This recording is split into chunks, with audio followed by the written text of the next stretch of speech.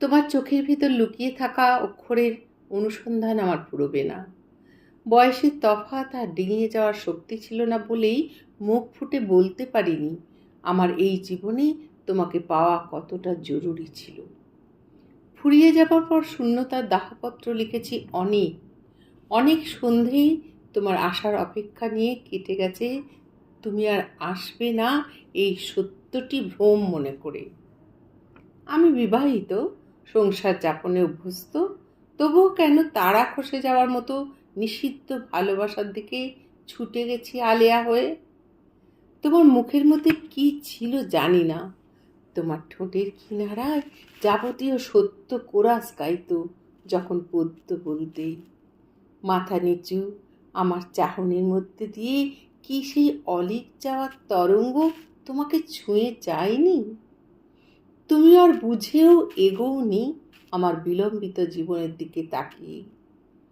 তোমার উপস্থিতি আর কথার কণিকাগুলো হৃদয় জুড়ে বৃষ্টি হয় মেঘলা দিনে। তুমি আমার সেই পাঠশালা দিনে প্রেমের আজান।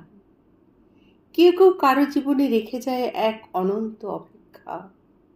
সেই অপেক্ষার দিঘিতে ভেসে যাওয়া ভাবনার নৌকোর ব্যথার পাল। অনিশ্চিত কিছু স্বপ্নের মোহে আমার তোমাকে নিয়ে ভেসে যাওয়া সেই দিগন্ত বিস্তৃত মোহনায়। তুমি চলে যাওয়ার পর সেই বিষাদ এত দীর্ঘ মেয়াদি যে কোনো ডাক হরকরায় একসঙ্গে অতগুলি অলিখিত চিঠি বইতেও অক্ষম।